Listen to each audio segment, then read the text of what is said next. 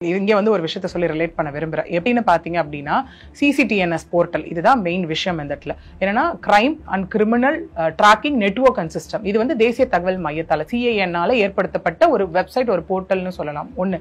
ரெண்டாவது, இவ்வளோ நாளா நம்ம ஸ்டேட் மேல ப்ரெஷர் இருந்தது இந்த விஷயம். இப்ப சென்ட்ரல் பக்கம் திரும்பி இருக்கு. ஏன்னா ஸ்டேட் போலீஸ் சரியில்லை, அது சரியில்லை. இப்போ ஒன்றும் இல்லை. இப்போ இவர் அண்ணாமலையே ஆகட்டும் என்ன சொன்னாங்க, ஸ்டேட் இந்த FIR லீக்கேஜ் பத்தி அவ்வளவு வாய் திறந்தவர் சென்ட்ரலுக்கு போன அப்புறம் ஏன் வாய் மூடிக்கிட்டார்? எல்லாருமே கேட்குற ஒரு கேள்வி இல்லையா இந்த இடத்துல. இது ஏன் சென்ட்ரல் பக்கம் திரும்பி இருக்கு நம்ம அப்படின்னு இந்த இடத்துல பார்த்தோம் அப்படின்னு பாத்தீங்கன்னா, இதை உருவாக்குனது வந்து சென்ட்ரல். ஆக்சுவலி என்ன ரீசன்னால அப்படின்னு பார்த்தோம்னா, தமிழ்நாடு மட்டும் இல்ல, இந்தியா ஃபுல்லா இருக்க எல்லா போலீஸ் ஸ்டேஷனும் அண்டர் ஒன் ஹப் கீழே கொண்டு வந்துடுறாங்க. கொண்டு வந்துட்டு எங்க இருந்து வேணா FIR பார்த்துக்கலாம் அப்படிங்கிற ஒரு விஷயம். அதுல வந்து வியூ FIR தான் முதல் விஷயம். அதுல யார் வேணா பார்க்க முடியும், நீங்களும் பார்க்க முடியும், நானும் பார்க்க முடியும், காமன் பப்ளிக்கும் பார்க்க முடியும். அந்த வகையில் தான் அந்த போர்ட்டல் வடிவமைக்கப்பட்டிருக்கு ஆக்சுவலி. சரி, இதுல டெக்னிக்கல் கிளிட்ஜ் லீக்கேஜ் வந்து ரொம்ப சர்வசாதாரணமா அப்படின்னு கேட்டா இதுலயும் ஒரு கேள்வி எழுது. அவங்க என்ன சொல்லியிருக்காங்கன்னா, மைக்ரேஷன் ப்ராசஸ்ல தான் இது லீக்கேஜ் நடந்திருக்குன்னு இருக்காங்க. அதாவது IPCல இருந்து BNSக்கு மாற்றப்படும் போது அப்படின்னு இருக்காங்க. அப்படியே இருந்தாலும் இது மாற்றப்பட்டு வருடங்கள் ஆச்சு. இந்த வருடத்துல ஏன் இது FIR லீக் ஆகணும்? அந்த ஒரு விஷயங்கள் இருக்கு. இதை தான் ஹைகோர்ட்லயும் ஒரு விஷயம் வந்து முன்வைக்கப்பட்டது. என்னன்னா, நம்ம பார்த்த மாதிரி சூமோட்டோ பெட்டிஷன் அட்வொகேட் வரலட்சுமி அவர்கள் போட்டிருந்தாங்க. அந்த இடத்துல போட்டு அதை சூமோட்டோவா ஜட்ஜஸ் அக்செப்ட் பண்ணிட்டாங்க. ஜஸ்டிஸ் திரு V லட்சுமி நாராயணன் அவர்களும் ஜஸ்டிஸ் திரு SM சுப்பிரமணியம் அவர்களும் அக்செப்ட் பண்ணி இந்த விஷயங்கள் போயிட்டு இருக்கு. ரெண்டாவது, 2 பப்ளிக் இன்ட்ரெஸ்ட் லிட்டிகேஷன் ஃபைல் பண்ணப்பட்டது. எதுக்காகனா FIR லீக்கேஜ் பத்தி விசாரிக்க. அதுக்கு கோர்ட்லயும் என்ன சொல்லியிருக்காங்க அப்படின்னா, என்னதான் சிஸ்டம் வந்துட்டு ஒரு பெரிய நம்ம அப்படி AI லெவல் கொண்டு போனாலும் அதை ஆப்ரேட் பண்றதுக்கு ஒரு ஹியூமன் பீயிங் கண்டிப்பா தேவை.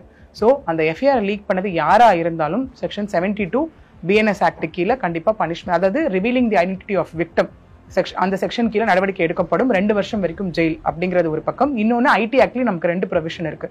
Section 67A and section 77. அதாவது transmitting or transferring the sexual content related issue. அதுக்கு பனிஷ்மெண்ட் ரொம்ப பெருசு. முதல் தடவை பண்ணா 5 வருஷம் 10 லட்சம் ஃபைன், 2, 3, 4 பண்ணா 7 வருஷம் 10 லட்சம் ஃபைன்.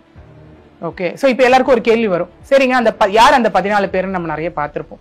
ஏன்னா டவுன்லோட் பண்ணது அவங்க தான். 14 பேர் அதை பார்த்துட்டாங்க அப்படின்னு சொல்லி இப்ப அந்த 14 11 ஆக்கப்பட்டு 11 கொண்டு வரப்பட்டிருக்கு. ஏன்னா 14 பேர் FIR வியூ பண்ணவங்க, 11 பேர் டவுன்லோட் பண்ணவங்க, அந்த 8 பேர் வந்து அது வந்து புழக்கத்துல விட்டதா சஸ்பெக்ட் பண்ணப்பட்டவங்க.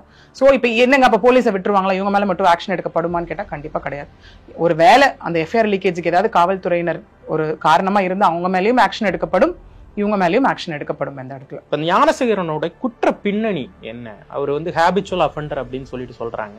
என்ன அவருடைய குற்ற பின்னணி? கண்டிப்பா, ஏன்னா இப்ப நம்ம சொன்ன மாதிரி யார் அந்த சார் அங்க ஆரம்பிச்ச விஷயம் தான் இப்ப ஆரம்பிச்சு யார் அந்த 14 பேருக்கு நம்ம ஓரளவுக்கு இன்னைக்கு வந்துட்டோம் ஸ்டேட் டு சென்ட்ரல். இப்ப அதுவும் சென்ட்ரல்ல கொடுத்த விளக்கங்களும் ப்ராப்பரா இல்லைன்றதுனால மார்க்சிஸ்ட் கம்யூனிஸ்ட் கட்சி மாநில தலைவர் திரு பாலகிருஷ்ணன் அவர்கள் என்ன சொல்லியிருக்காருன்னா, இந்த CCTNS மேலே ஒரு இன்வெஸ்டிகேஷன் ஸ்டார்ட் பண்ணுங்கன்னு சொல்லி அது ஒரு கட்டத்துல வந்து நிக்குது. இப்போ நமக்கு அடுத்தது வந்து டெக்னிக்கல் கிளிச்சுக்கான ஒரு விஷயம் இது. நெக்ஸ்ட் யார் அந்த சார்? ஏன்னா திரும்ப நமக்கு ரீகன்ஃபார்ம், அதுவும் போலீஸ் தரப்புல இருந்து என்ன சொல்லப்பட்டது அப்படின்னா, அது மேபி அந்த பொண்ணை பயம்புறுத்துறதுக்காக கூட சொல்லியிருக்கலாம். ஏன்னா போன் ஏரோப்ளைன் மோட்ல இருந்தது அப்படின்ற ஒரு விஷயம். அங்கேயும் நமக்கு கேள்விகள் வந்தது. ஏன் அப்ப அந்த போன் ஏரோப்ளைன் மோட்ல இருந்தாலும் ஏன் சுத்தி ஏதாவது ஒரு வைஃபை கனெக்ட் ஆயிருக்க கூடாது? ஏன் அவர்கிட்ட செகண்ட் போன் இருந்திருக்க கூடாது அப்படிங்கிற ஒரு கேள்வி நமக்கு நேற்று இருந்தது.